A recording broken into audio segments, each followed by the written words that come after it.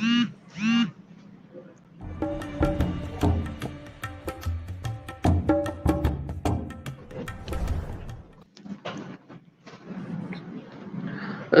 मैं सुधीर पांडे और पांचजन्य में आप सभी दर्शकों का स्वागत है। आज हमारे साथ जुड़े हुए हैं रूप चौधरी जी, पूर्व विधायक हैं भाजपा के, और हमारा विषय है आज राष्ट्रीय नायकों पर और उनके नाम पर होने वाली जातीय अस्मिता को लेकर। रूप चौधरी जी, आपका बहुत बहुत स्वागत है हमारे प्लेटफॉर्म पर।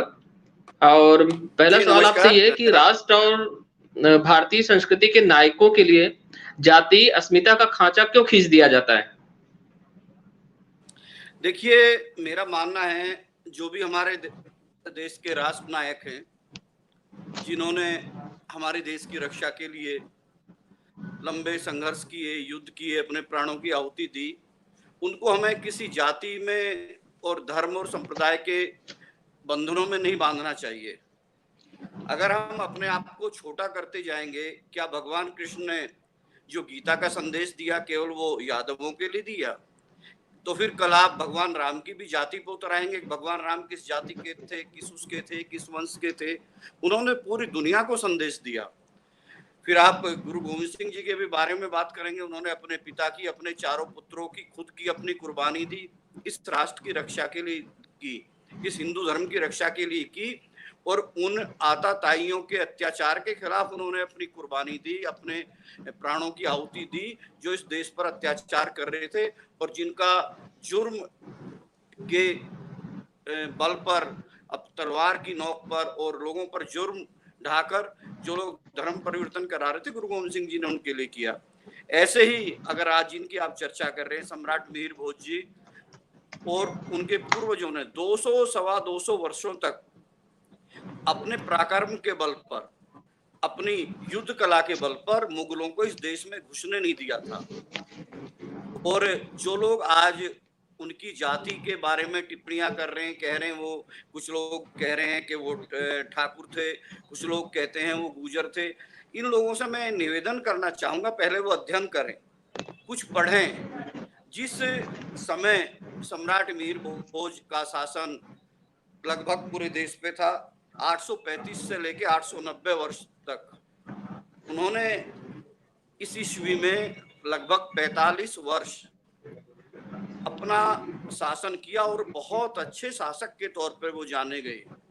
अगर मैं बात करूं इन लोगों से जो लोग आज कटुता की बातें कर रहे हैं, आज मैं उत्तर प्रदेश के यशस्वी तेजस्वी मुख्यमंत्री जी का भाषण सुन रहा था और वो सोशल मीडिया पर लाइव चल रहा था, तो कुछ जातिवादी लोग कुछ अभद्र टिप्पणियां कर रहे थे एक दूसरी जातियों पे भी और योगी जी पर भी। वो उचित नहीं है। मेरा मानना है कि इन लोगों को समझना चाहिए, इन लोगों के अभी मानसिक विकास नहीं हुआ है। अगर इनका मानसिक विकास हुआ होता, उन्होंने कुछ अध्ययन किया होता, तो खुद ही अपनी, मतलब ये समझिए कि नींव पर प्रहार नहीं करते। वो लोग इस तरह का काम कर रहे हैं जैसे कि दायां हाथ बाएं हाथ से ईर्ष्या करने लगे, एक आंख दूसरी आंख से ईर्ष्या करे, और एक व्यक्ति के अपने ही शरीर के अंगों से या एक वृक्ष अपनी टहनियों से ही आपस में उसकी टहनियां, उसके जो पूरा जो उसका एक वृक्ष का जो आकार होता है, उसमें जो छोटी छोटी शाखाएं हैं, एक शाखा दूसरी शाखा से लड़ने लगे और अपना शत्रु मानने लगे। ये उसी तरह काम कर रहे हैं। मैं एक अधिवक्ता के नाते, एक सामाजिक कार्यकर्ता के नाते मैं विश्वास से कह सकता हूं कि जो इस तरह की बातें कर रहे हैं वो मन घड़ंत और अपने निहित स्वार्थों के लिए कर रहे हैं। सम्राट मिहिर भोज जब शासन कर रहे थे, देश में इस तरह की जो आज वर्तमान में जाति व्यवस्था मौजूद नहीं थी। सब लोग क्षत्रिय थे और ये क्षत्रियों के वर्ण थे, क्षत्रियों की एक शाखाएं थी। अगर महाभारत काल में भी देखें, जो लोग कहते हैं भगवान कृष्ण यादव थे, वो यदुवंश था, वो क्षत्रिय थे और अन्य क्षत्रियों की शाखाएं सब थी। लोग केवल जिन लोगों ने कम अध्ययन किया है या दूसरे ऐसे लोगों ने जो साजिशें की है हमको लड़ाने के लिए, इस तरह के भ्रम फैलाए जाते हैं। जिसे कहा जाता है कि भगवान परशुराम जी ने 18 बार इस पृथ्वी को क्षत्रियों से मुक्त कर दिया। ये केवल ब्राह्मणों को और क्षत्रियों को लड़ाने के लिए ये बात कही जाती है। कभी उन्होंने क्षत्रियों से मुक्त नहीं किया था, उन्होंने केवल आतंकियों से, राक्षसों से, और जो लोग उस वक्त विधर्मी लोग थे, जो लोग अत्याचार करते थे, एक तरह के आज के जिस तरह के आतंकवादी हैं, तालिबानी हैं, उन लोगों का उन्होंने विनाश किया था। उन्हीं के शासन, उन्हीं के समय में जब भगवान परशुराम जी थे, आप याद करिए, आपके हस्तिनापुर के लोग थे, इंद्रप्रस्थ के लोग थे, अन्य कितने राजा थे, उन्हीं के शिष्य थे। भीष्म पितामह सब लोग मौजूद थे ना, ये सब क्षत्रिय राजा ही थे। तो ये हम लोगों को आपस में लड़ाने के लिए कुछ लोगों की साजिशें हमेशा होती रही हैं और ये होती रहेंगी। ऐसे में प्रबुद्ध समाज का धर्म बनता है कि जो इस तरह के बच्चे जो टिप्पणियां कर रहे हैं, आजकल मैं देखने में आ रहा है, आप भी देखते हैं, मैं भी देख रहा हूं कि सोशल मीडिया का लोग भरपूर दुरुपयोग कर रहे हैं। ये भी पता नहीं चलता है कि टिप्पणी करने वाला व्यक्ति वाकई वो उसका असली नाम है या कोई देश विरोधी लोग या दूसरी जगह बैठकर अपने छद्म नाम से इस तरह की टिप्पणियां करते हैं जो जातियों को एक दूसरे को भड़काने का काम करती हैं।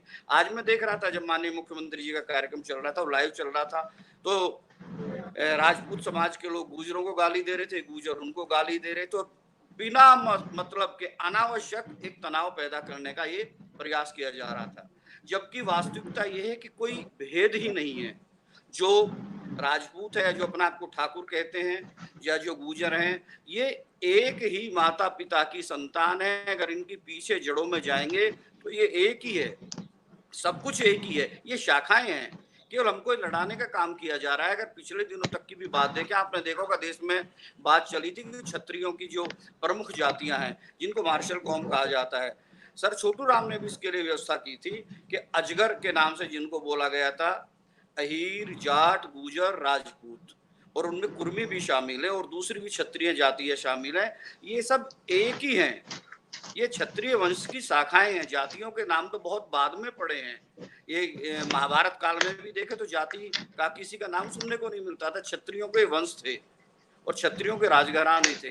तो मैं सभी से निवेदन करना चाहता हूँ, चाहे वो गुर्जर समाज के लोग हों, चाहे ये राजपूत समाज के अपने ठाकुर बंधु हों, आपस में ना भिड़ें, पहले अध्ययन करें।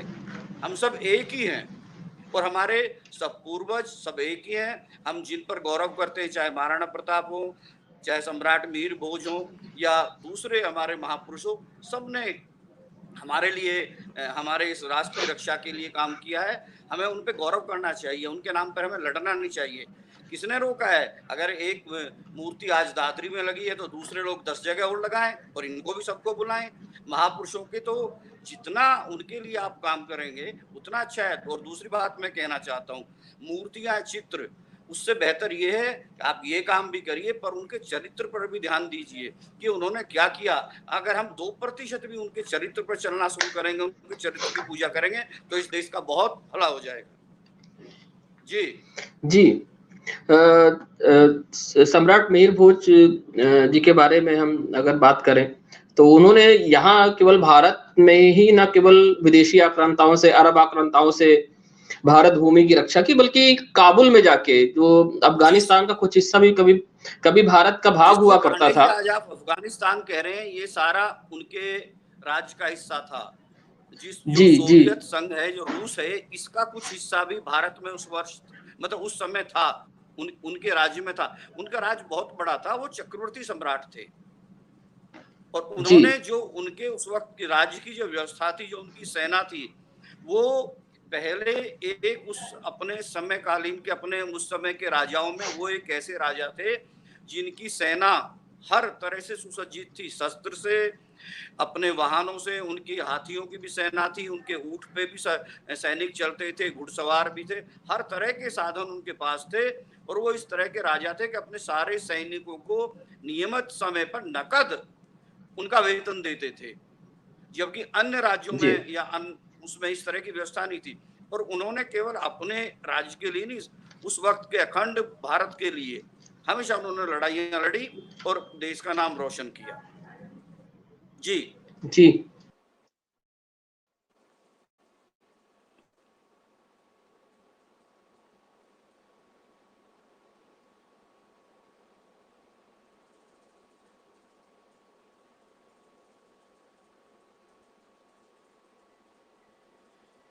The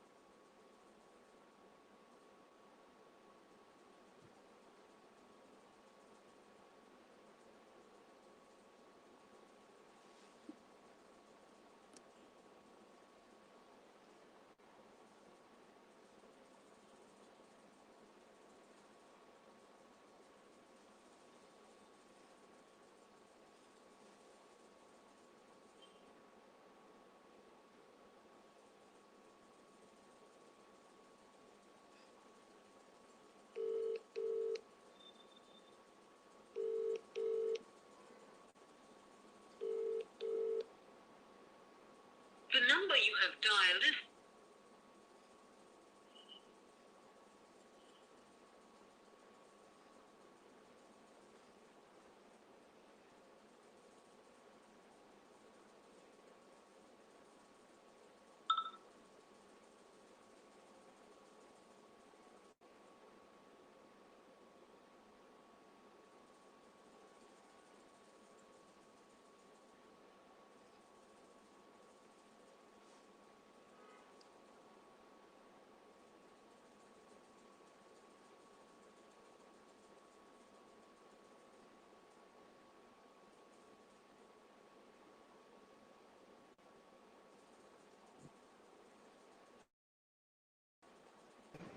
जी।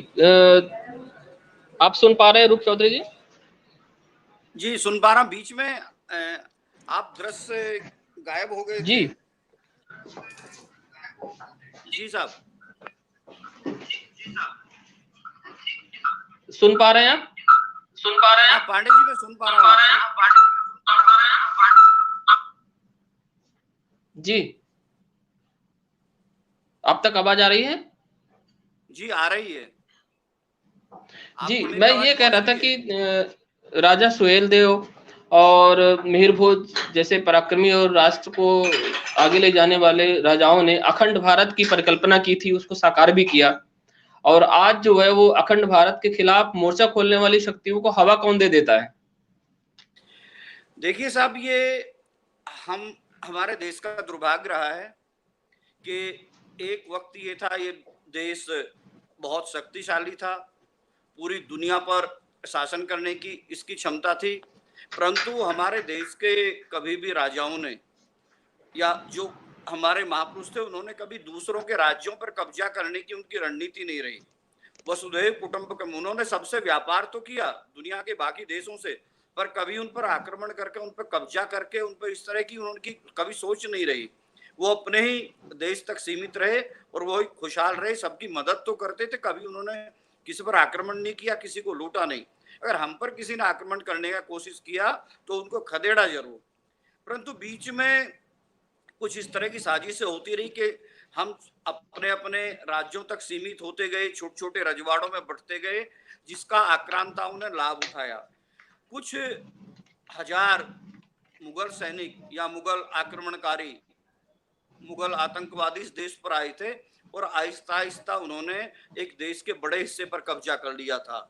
ये हमारी फूट का ही परिणाम था और उस वक्त भी एक दूसरे को लड़ाने का काम किया था कि अभी तो वहां युद्ध हो रहा, उस राज्य पर तो हमला हुआ है, अभी हमारा राज्य सुरक्षित है। और आहिस्ता आहिस्ता देश का बहुत बड़ा हिस्सा मुगलों के कब्जे में आ गया था।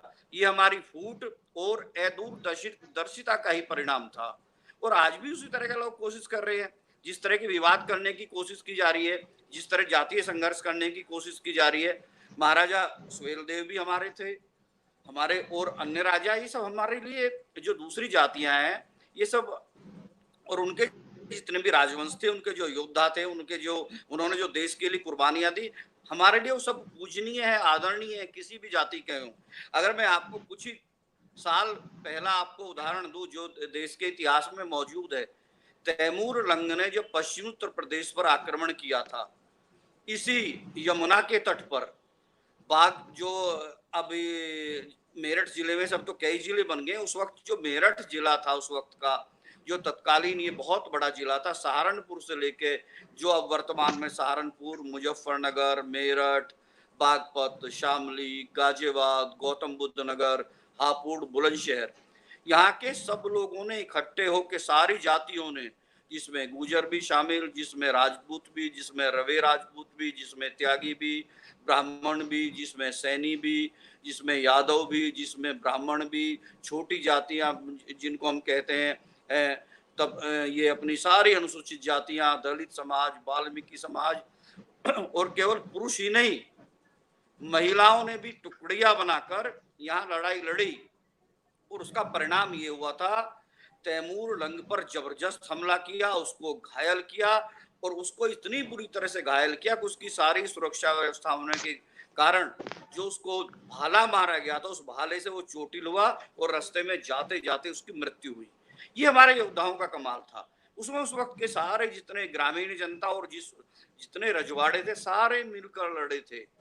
कोई वो नहीं था, केवल ये तय किया था कि आज के युद्ध का सेनापति ये होगा, महिलाओं की टोली की ये सेनापति होंगी। सबने मिलकर लड़ा और हम कामयाब रहे। परंतु जैसे जैसे हम बिखरे हैं, जैसे जैसे ही हमने आपस में बिखराव आया, जातियों के नाम पे या धर्म के नाम पे जो भेदभाव है, तो फिर हम कमजोर होते गए हैं। और आज भी इस तरह के प्रयास जो हो रहे हैं, वो केवल कमजोर करने के लिए प्रयास हो रहे हैं।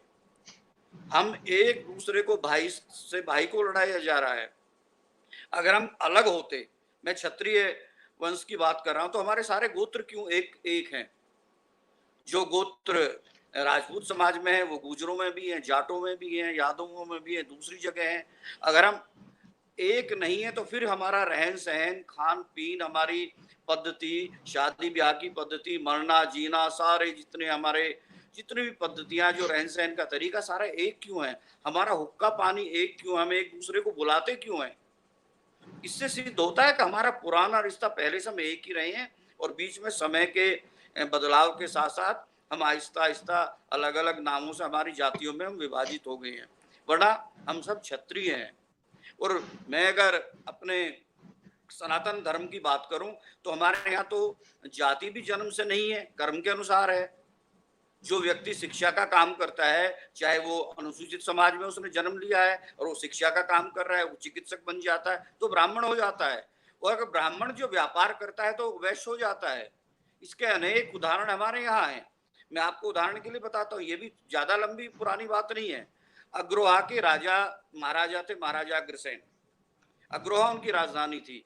तो उन्होंने तय किया था कि मैं अपना जो राज्य है उसको व्यापार से चलाऊंगा, मैं आसपास के राजाओं से युद्ध नहीं करूंगा। ये तो वो वैश्य हो गए। जो 19 गोत्र हैं जो अग्रवाल समाज के या वैश्य जाति के, इनके पूर्वज तो सारे क्षत्रिय थे। महाराजा अग्रसेन इनके पूर्वज हैं।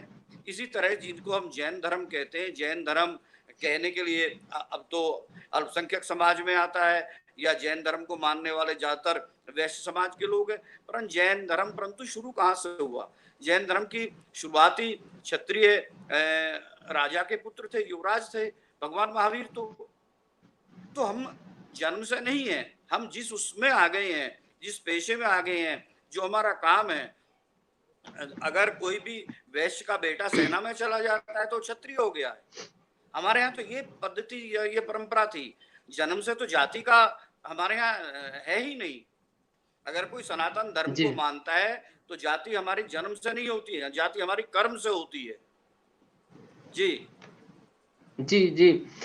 एक चीज आपने भी नोटिस किया होगा कि यूपी में जैसे है कि राजा सुहेल देव हो गए या सम्राट मिहिर भोज हो गए, तो पहले क्या होता था कुछ वर्षों पहले कि जयंती पे या किसी और विशेष आयोजन पे इनका नाम, उनकी चर्चा होती थी।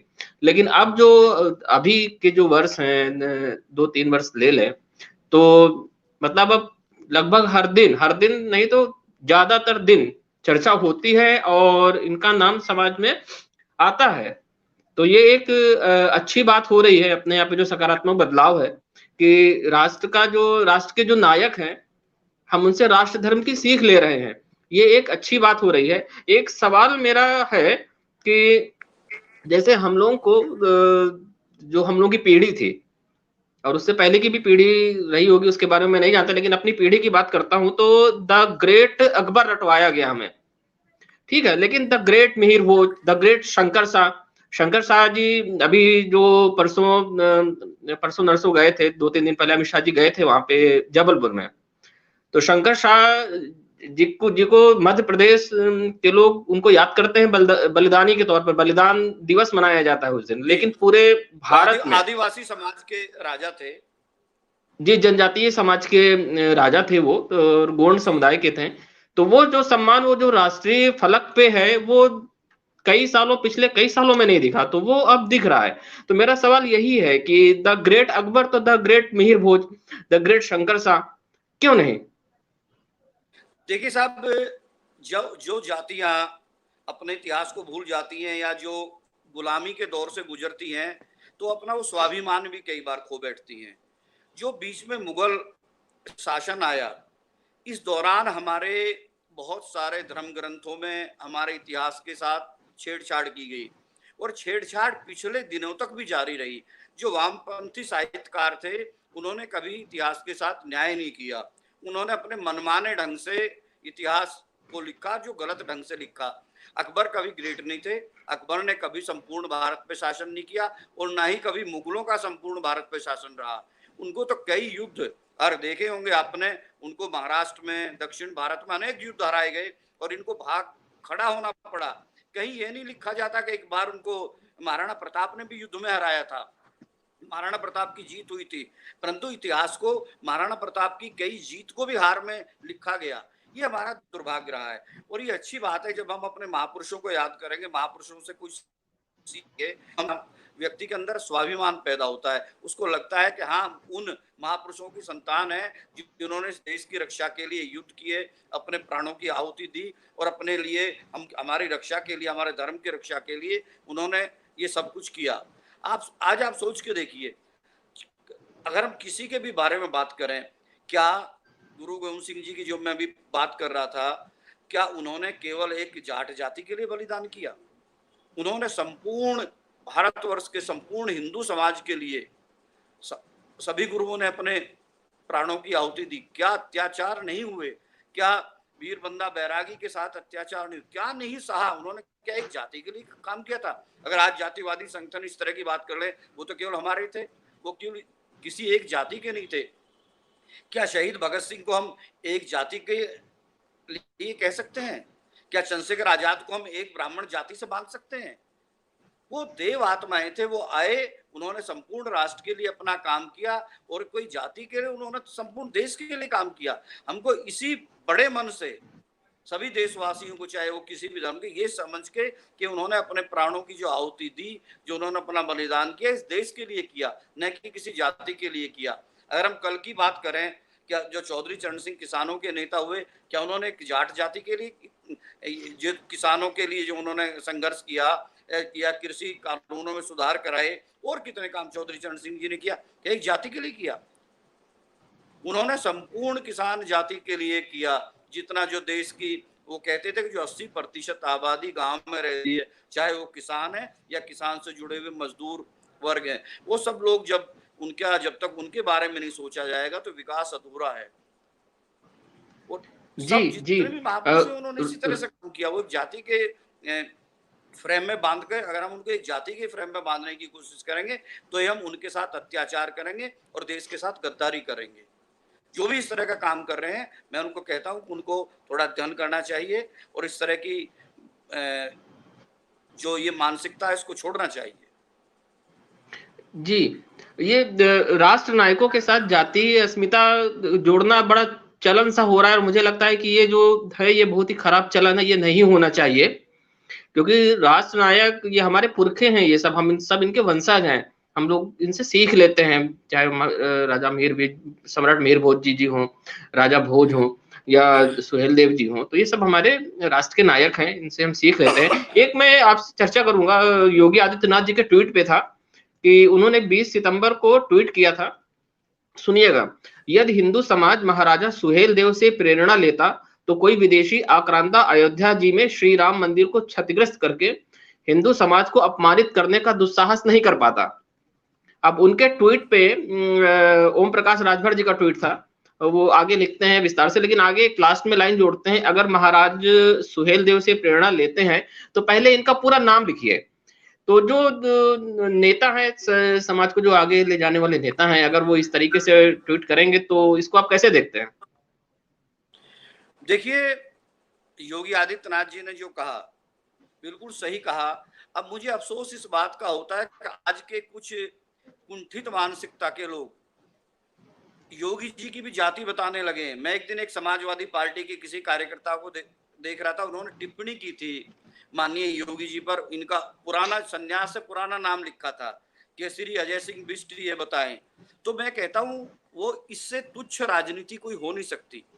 जब कोई भी इंसान संन्यास धारण कर लेता है, सन्यासी हो जाता है, तो उसका जो पिछला जन्म है वो कोई अस्तित्व नहीं रखता, उसकी कोई जाति परिवार वो कुछ महत्व नहीं रखता है। वो सन्यासी हैं तो सन्यासी हो जाते हैं। परंतु हमारे देश में ऐसे कितने राजनेता हैं कि माननीय योगी जी को भी जाति से जोड़ रहे हैं। ये एक तुच्छ राजनीति का एक ये सबसे बड़ा उदाहरण है कि संतों की भी जाति बताना। संतों की कोई जाति नहीं होती। जिस व्यक्ति ने संन्यास ले लिया वो सन्यासी है, वो संत है, वो अपनी संत परंपरा का है, या अपने जिस अखाड़े से जुड़े हुए हैं, जिस मठ से जुड़े हुए हैं, उनका धर्म वो हो जाता है, उनकी वो हो जाता है, उनके गुरु ही उनके पिता हैं। लोग इस तरह की बातें करके बहुत तुच्छ हरकत करते हैं। और मैं माननीय योगी जी की बात का समर्थन करता हूँ कि हर जो उन्होंने कहा कि महाराजा सुहेल देव जी से प्रेरणा लेनी चाहिए, मैं तो कहता हूँ जितने हमारे महापुरुष में किसी भी जाति के हुए, हमें सभी से प्रेरणा लेनी चाहिए। सबने कोई ना कोई अच्छी बात की है, सबने कोई ना कोई इस तरह अच्छे काम किए हैं जो एक जाति के लिए बात नहीं कि उन्होंने पूरे समाज के लिए, पूरे संपूर्ण राष्ट्र के लिए उन्होंने काम किया है। उस पर हमने चलना चाहिए। जी जी एक चीज और है, आज भी तालिबानी जैसी शक्तियों का उल्लेख किया है योगी आदित्यनाथ जी ने, तो मैं उनकी बात पे थोड़ा सा जोड़ के आगे बढ़ाता हूं अपनी बात, कि तालिबान बानी जैसी मजहबी अराजक शक्तियां भारत के करीब हैं। अफगानिस्तान पर जी तालिबान का कब्जा हो गया है, और फिर इधर इधर बसता है पाकिस्तान। पाकिस्तान में भी कहा जा रहा है कि चर्चा हो रही है कि तालिबानी शरिया कानून वगैरह को लेके शत्रु देश तक उनकी पहुंच हो गई है, तालिबानी मानसिकता की, जी पाकिस्तान तक। हमारी सेना हर संकट से निपटने में सक्षम है। हमारी सेना, हमें अपनी सेना पे गर्व है कि हमें सुरक्षित जी रखे हुए है, लेकिन राष्ट्र धर्म की रक्षा करना सभी का कर्तव्य, हम सभी का कर्तव्य है। इस पर कुछ कहेंगे आप? बिल्कुल आपने सही कहा। ये हमारे लिए बहुत चिंता का विषय है कि अफगानिस्तान में जी जिस तरह से तालिबानी शासन हुआ है और हम जो सिकुड़ते जा रहे हैं, कभी हमारा अफगानिस्तान और उससे आगे तक शासन था और हम सिकुड़ के जी यहाँ तक, हमारी सीमाएं पंजाब तक रह गई। पाकिस्तान भी हमारा एक देश का हिस्सा था, वो धर्म के नाम पर बंटवारा होके वो हो गया। और पाकिस्तान में भी एक तरह से तालिबानी ही सरकार चल रही है। उनकी भी सोच कोई ऐसी एक राष्ट्र की तरह नहीं है, वो भी एक आतंकवादियों जी का मुख्यालय है पाकिस्तान। तो ये हमारे लिए चिंता की बात है, परंतु हमें इससे घबराने की आवश्यकता नहीं है। आपने सही कहा, हमें अपनी सेनाओं पर भरोसा है। परंतु कितने ऐसे कुंठित मानसिकता के लोग आज भी इस देश में हैं जो सेना पर भी सवाल उठाते हैं, जो सेना को मनोबल गिराते हैं। मैं नाम लेना चाहता हूं दिल्ली के मुख्यमंत्री अरविंद केजरीवाल जी का, जिन्होंने एक बार हमारे जो राष्ट्रीय पर्व गणतंत्र दिवस को ही नौटंकी कह दिया था और ये कह दिया था, ये सवाल उठाया था, इसकी आवश्यकता क्या है, क्यों इसमें करोड़ों रुपए फूके जा रहे हैं। तो अगर ऐसी मानसिकता के लोग भगवान ना करें, जबकि इनकी कभी आने की उम्मीद नहीं है, अगर ऐसे लोग कभी सत्ता में आ गए तो देश फिर खतरे में पड़ जाएगा। फिर उसी तरह खंड खंड विभाजित कर देंगे और देश फिर कमजोर हो जाएगा। तो ये सब इनको समझने की आवश्यकता है। हमारी सेना आज बहुत मजबूत है, परंतु जिस तरह सेना पे टिप्पणियां करना, जिस तरह कुछ लोग टिप्पणी करते हैं, सेना के पराक्रम पर भी सवाल लगा देते, प्रश्न चिन्ह लगा देते हैं। जो सेना ने हमारे लिए बहुत अच्छे अच्छे काम किए, दुनिया की सर्वश्रेष्ठ सेना में भारत की सेना गिनी जाती है, उसके पराक्रम पर भी सवाल उठाना, उसके सर्जिकल स्ट्राइक पे सवाल उठाना, हमारे वीरों को इस तरह से उनका मनोबल गिराना, ये भी तो एक देशद्रोह की श्रेणी में आता है। और आज भी लोग ऐसा कर रहे हैं। सेना जो जम्मू कश्मीर में इतना अच्छा काम कर रही है, उसके बारे में भी देखिए समय समय पर कितने राजनीतिक दल गलत टिप्पणियां करते हैं। हम ये बात आपने सही कहा कि हमारी सेना इस बारे में सक्षम है कि अगर तालिबानियों ने हमारे देश की तरफ देखने की कोशिश की तो हम उनका मुंहतोड़ जवाब देंगे, परंतु उन आस्तीन के सांपों का हम क्या करेंगे जो हमारे अंदर ही छुपे हुए हैं। आज भी आपने देखा है, आज भी एक इस देश में रहने वाले ही कोई ना कोई देश के कोने में जो देश विरोधी ताकतों से मिले हुए हैं वो पकड़े जा रहे हैं। लगातार पता चल रहा है कि वो विदेशी ताकतों से मिले हुए देश के मुखबरी कर रहे हैं, देश को कमजोर कर रहे हैं। तो हमारे अंदर भी तो जयचंद बैठे हैं, उनसे भी निपटने की हमको आवश्यकता है। जी जी जी। राष्ट्र धर्म जो है, राष्ट्र धर्म की सीख हमें मिली है। अगर हम पढ़ते हैं और शौर्य देखते हैं अपने पुरखों का, अपने राजाओं का, जिनके हम लोग वंशज हैं, जो हम जिन्होंने संस्कार, जिनसे हमने संस्कार लिए हैं, तो वो संस्कार मजबूत होने चाहिए, ना कि कमजोर होने चाहिए। और जातीय अस्मिता जैसे प्रश्न उठाकर उन संस्कारों को कमजोर किया जाता है। रूप जी। देखिए, जाति को अपने सामाजिक रीति रिवाज तक रखिए, कोई बुराई नहीं है। हम जातीय सम्मेलन करें, कोई बुराई नहीं, पर जाति सम्मेलन हम करें अपनी जाति की कुरीतियां दूर करने के लिए। हम जाति सम्मेलन इस बात के करें कि शिक्षा का प्रसार कैसे ज्यादा से ज्यादा हो। हम जातीय सम्मेलन इस बात के लिए करें कि हमारी जाति के खिलाड़ी कैसे ज्यादा से ज्यादा राष्ट्रीय स्तर पर आए, अंतर्राष्ट्रीय स्तर पर जाएं। हम जातीय सम्मेलन इस बात के कह रहे हैं कि हमारी बेटियां कैसे ज्यादा से ज्यादा सुशिक्षित हों। पहले अगर जातीय सम्मेलन होते थे तो वो इसी काम के होते थे। उदाहरण के लिए, जिन महाराज सम्राट मीर भोज की बात कर रहे हैं, उनके नाम से जो दादरी का महाविद्यालय बना हुआ है, इसमें सबका योगदान रहा था। जब ये गुर्जरों की सभा हुई थी तो उसमें बहुत बड़े आर्य समाज के विद्वान थे, पृथ्वी सिंह जी बेधड़क, उन्होंने यहाँ भजन का कार्यक्रम रखा था, जो उन्होंने ऐसे देशभक्ति के भावुक गीत गाए थे कि सब लोग अपनी जेब में बस का किराया रखकर और सारा पैसा दान कर गए थे। यहाँ महिलाएं अपने आभूषण उतार के चली गई थी, तब जाके ये मीर भोज महाविद्यालय बना था। इसी तरह अगर मैं अपने आसपास के क्षेत्र की बात करूं, बड़ौत में जाट कॉलेज बना और अनेक कॉलेज आसपास जाति संगठन के लोगों ने बनाए। तो उन्होंने समाज के उत्थान के लिए बनाए, आपस में लड़ने के लिए नहीं बनाए। कभी ऐसा नहीं हो कि जाट कॉलेज में केवल जाट ही पढ़ते हैं, दूसरी जातियों के लोग भी पढ़ते हैं, गुर्जर भी पढ़ते हैं, त्यागी पढ़ते हैं, क्षत्रिय मतलब राजपूत भी पढ़ते हैं, हर जाति के लोग पढ़ते हैं। मीर भोज कॉलेज में भी हर जाति के लोग पढ़ते हैं। गाजियाबाद में अगर वैश्य समाज के लोगों ने कुछ शिक्षण संस्थाएं बनाई हैं तो लाखों बच्चे निकले यहाँ से, हर जाति के लोग निकले हैं। तो जातीय सम्मेलन या जातीय संगठन बनने चाहिए विकास के लिए, वैमनस्य पैदा करने के लिए जातीय संगठन नहीं बनने चाहिए। और जो इस तरह की बात करता है वो राष्ट्र को तोड़ने की बात करता है, वो नुकसान करने की बात करता है। जी, हमारे राष्ट्र नायक प्रातः स्मरणीय है। जैसे ईश्वर की हम लोग सुबह प्रार्थना करते हैं, चरण छूते हैं, तो हमारे सारे राष्ट्र नायक प्रातः स्मरणीय हैं। हमें उनसे संस्कार लेने चाहिए और जाति अस्मिता जैसी जाति वाति इनके साथ जाति कार्ड नहीं खेलना चाहिए। और राष्ट्र धर्म मजबूत रहेगा तो राष्ट्र मजबूत रहेगा, राष्ट्र मजबूत रहेंगे तो हम सब मजबूत रहेंगे। इसलिए मुझे लगता है कि राष्ट्र धर्म सबसे ऊपर है, सबसे ऊपर राष्ट्र धर्म होना चाहिए।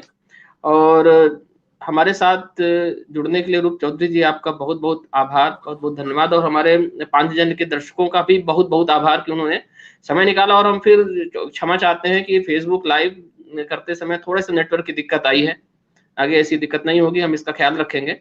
आप सभी का बहुत बहुत आभार। रूप चौधरी जी, आपका फिर से आभार, धन्यवाद भाई साहब, नमस्कार। बहुत बहुत धन्यवाद। आपने एक बहुत अच्छे विषय पर चर्चा की, आपने मुझे बुलाया, मैं आपका आभारी हूँ। आपका बहुत बहुत धन्यवाद।